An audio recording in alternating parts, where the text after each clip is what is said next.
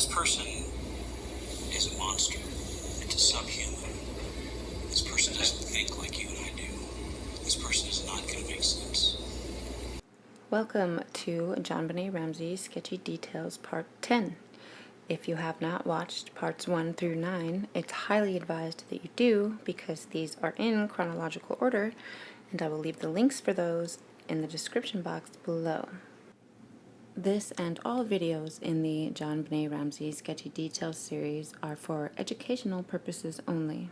However, before we begin, I want to inform everyone that this image that you're looking at is actually an art piece by Gloria Vanderbilt. She actually has another art piece that I want to show you guys. I'll probably show you at the end of the video, but when I said that there was a part 8 that I had made that was really detailed and jumped right into the industry, well, this picture along with what I was saying about Gloria Vanderbilt are from that video. And yes, I made her into part 8, the original part 8, because she does tie to this case, ironically enough. So number 60. 60 is kind of an addition or a continuation of number 59. So what on earth could be so horrible and terrible and inescapable that a mother would see death as being the better option? Well, for death to be seen as the better option between a battle of life and death, then that must mean that the future life, was far worse than the death. So the death was saving her from her future life, which would then prompt us to question what sort of life that would be. Like, what sort of life would cause a mother to kill her child and think that that was the better option? Because for us, for people like you and me, no names, we know and live by the fact that we have control over our own lives, and we have the ability and the option to choose a different path and change whatever it is that's so bad in our lives that we would lust after death. And because of our freedom over our own lives, it makes the thought of being terrified to the point of compliance in something like incest seem improbable, because to us, incest is something that we could instantly stop by turning the bastard in, right? Like, who cares how long we've been married? I'm sure 90% of us would have zero problems turning in our husband if he was touching one of our children. But if Patsy began to see the behavioral signs of incest being exhibited by JonBenét, it would be a trigger that would cause Patsy to remember her own childhood sexual abuse, bringing Patsy to the realization that her husband was abusing her daughter just like her own father used to abuse her, thus why Patsy blames her husband and her father. However, with that being said, incest and incest alone is not something that would keep Patsy in such a subservient and permanent state of fear. If it were just incest, she could easily be able to flat out say it and who it was, and still be seen as a victim herself and seen as not guilty. If she lived a life like ours, like you and I, bringing us to the realization that she lives a totally different life, and that there was more at play here than simply incest. So if John and John Andrew were not JonBenét's only abusers, then that increases the risks, or what's at stake for these people if they get caught. So now John has to worry about abuser number 3's life and their reputation and their family image. So now he must also protect this third abuser, right? Thus forcing John to try even harder to not get caught, bringing us to see that all this lying and dodging John has been doing is he's doing it because he's protecting more than just himself and John Andrew. Now for us, to go to such lengths to protect someone else, as John has done, we think, well shit, that must be one hell of a close friendship, right? Like, this person must really mean a lot to you. They must really be important to you in order for you to go to such extents as John has gone. No, not the case.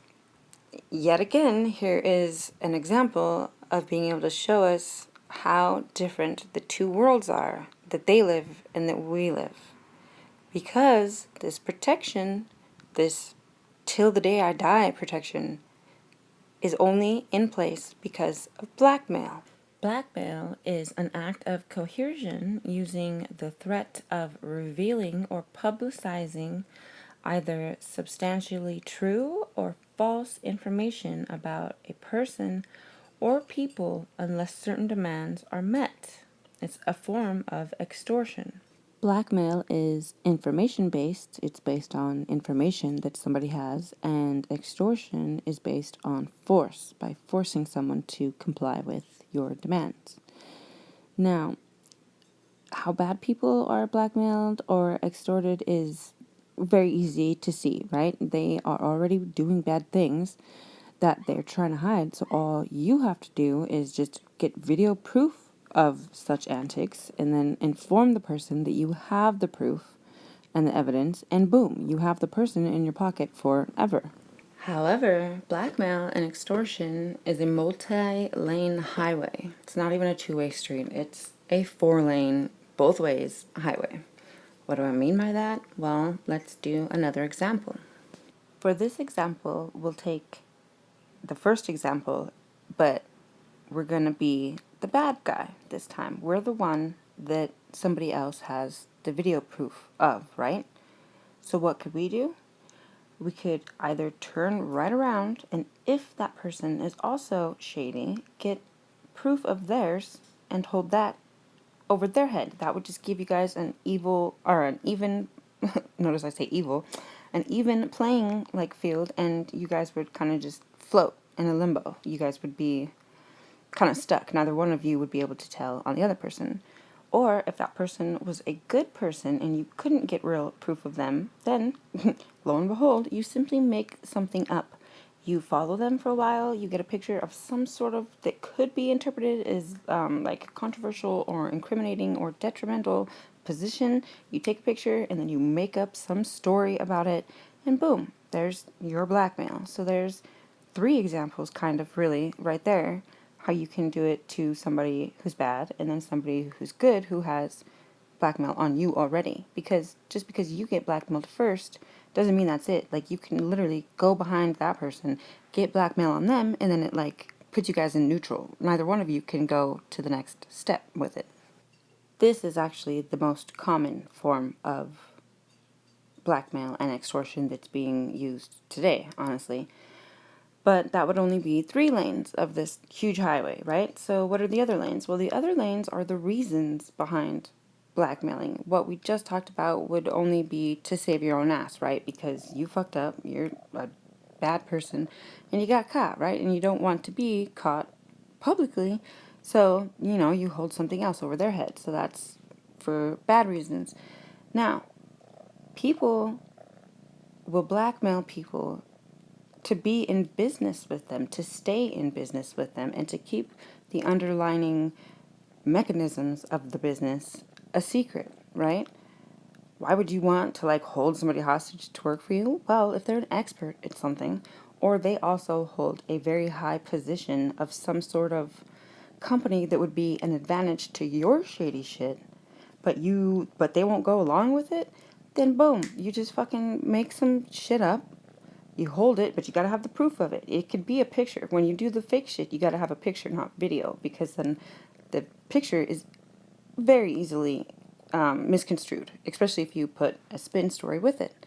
So you just do that, and then boom, that person's in your pocket, and they're stuck. That's how you continue your business and use their business as something that benefits you, because maybe you need to have airlines that don't give a shit if you're trafficking a bunch of kids, or just, keep your mind open with the blackmail, because blackmail is like so many faces blackmail has, because for so many different reasons and different ways, it's crazy. But blackmail is huge in this industry that we're going to keep exposing.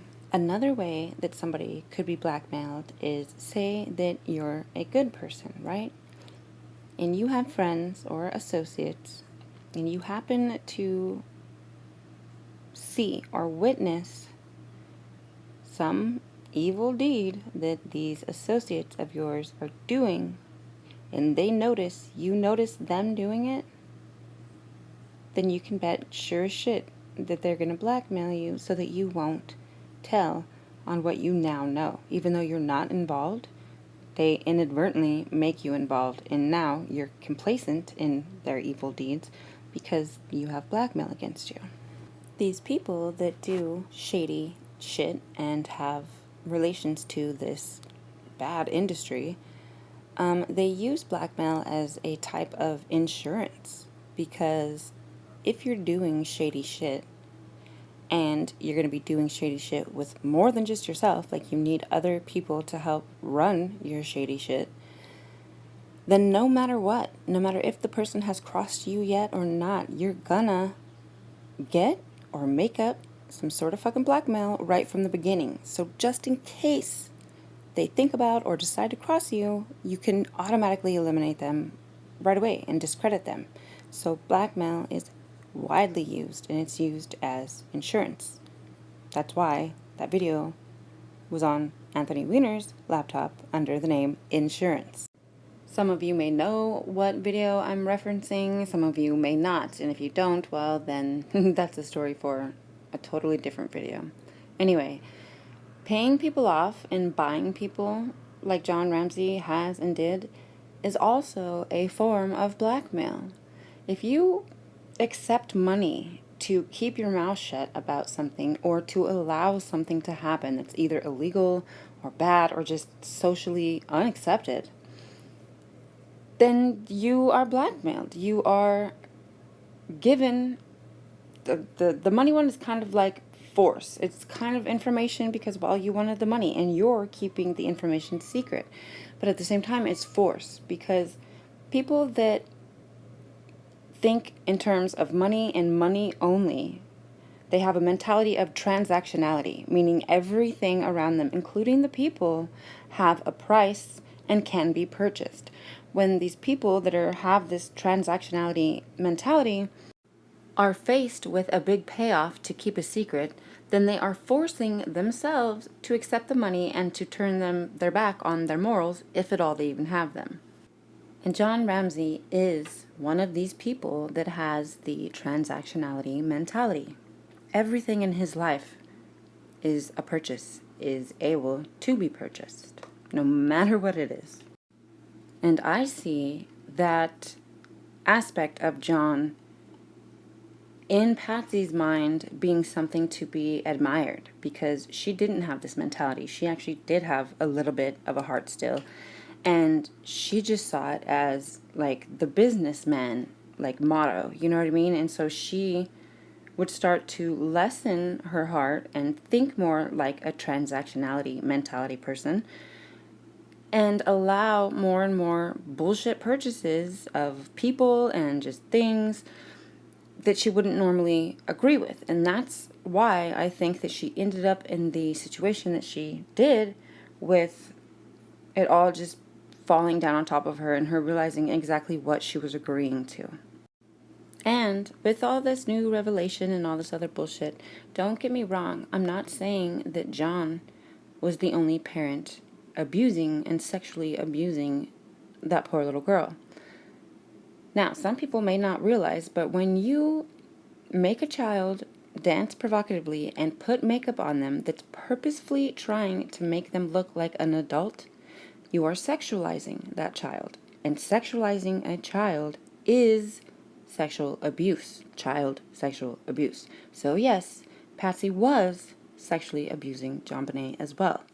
Whether or not Patsy took it to a physical level of sexual abuse is up for debate. I feel that there is the possibility. When somebody comes from an abused past and they feel that what happened to them is normal because the abuser tried to normalize it for the victim, If the victim does grow up to feel that that is normal, they're not going to see what's wrong with them doing that to their own child. I feel bad for Patsy because I really do feel like that was the case, and I feel like she was sick and she knew socially it was wrong, but I think internally she thought, hey, my father did it to me, so it can't be wrong, but it is. Don't ever touch a kid. Don't ever touch a fucking kid.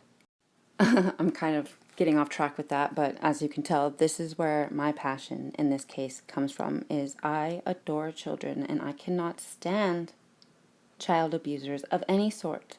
Physical, mental, and especially sexual child abusers. I wish that I could get hired by the government to literally go around and just eliminate every single fucking one of them, because like, how low do you have to be to prey on a child like that and not even give a shit about the future mental repercussions that are going to happen from what the fuck you're doing? Like, I cannot stand child abusers. That's why I'm so drawn into this case, is because this poor child was severely abused and nobody's fucking doing shit about it. And it's bullshit. I don't care anything. Like, I don't want to hear any of this race stuff or nothing like that. You know what I mean? I don't care what the child looks like or what the child is. The fact that it's a child and nobody is helping that child. That's why I care so much about this case. I am just as passionate about the Kanika Jenkins case, because that case is fucking bullshit. And oh my God, I fucking cried when I saw that shit because it's terrible. And I kind of want to do a series on that too, but this one is just taking me so damn long. But I eventually do want to get to that, because I don't like when people get away with shit, especially when we already have like all the evidence to not let them get away with it. You know what I mean? We are living in a very, very, very corrupt society worldwide.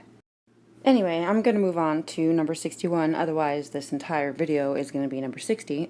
So for 61, I'm just going to bring up the fact that, so the Mr. Barnhill, I believe, it was either Mr. Barnhill or the man that they had as their house guest, originally said that he saw John Andrew walking towards the Ramseys' house while the Ramseys were at the Whites' Christmas party, okay?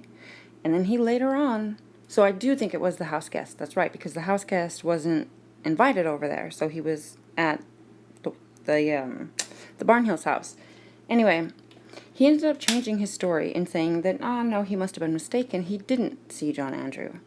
So there's somebody that clearly got paid off a little late, you know what I mean? He had already spilled some beans, and then later on, he was blackmailed. Now, Melody Stanton. Melody Stanton is only one of 2 people that reported hearing the scream. Melody woke up and heard the scream. She woke up because of the scream. Her husband even ended up saying that he heard a metal scraping sound afterwards. Now, Melody was a little too honest with the mass media, and she told them that she told them that there's a possibility that it wasn't a physical scream, that she spiritually heard JonBenét scream, that she heard the energy that was released from JonBenét. And I'm not saying that that couldn't be true. That could very well be true. If Melody Stanton was an empath or was just receptive enough, then she could have picked up on that, especially if it was a lot of energy that JonBenét was releasing. Sometimes when energy is too much for somebody to handle, it will be pushed and like catapulted somewhere else to be dealt with. So she very well could have. But you don't go around and tell the mainstream media that shit. They'll eat you apart. And they did. They discredited her instantly. Anyway, I think I'm going to stop this one here because it's already coming up on 20 minutes. And I really technically only told you guys one fucking thing. And I really want to get to me explaining the different tiers of Freemasonry already. But I just haven't got to it yet. So I'm going to try my hardest to make that what the next video is going to be on. So number 62, I'm going to try my hardest to make it about that, because I really want to go into that. Plus, I want to explain to you guys where this quote comes from. The quote that I always end the videos with about to know who murdered JonBenét. That quote is not my quote, God forbid. Like, that's a beautiful quote, but it's not mine. And I want to explain where it came from and what it inspired, because it also inspired this other guy to write a play. And in the original video 8, I explained all that already. So like I keep having to stop myself from thinking that I already told you guys about that shit, but I haven't yet. So in the next video, we're going to talk about the Freemason tears and where the quote that I end my videos with comes from. So as always, thank you for watching and God bless. Evil on this scale is impossible to comprehend. To know who murdered JonBenét Ramsey would be to know what world we live in, where we are.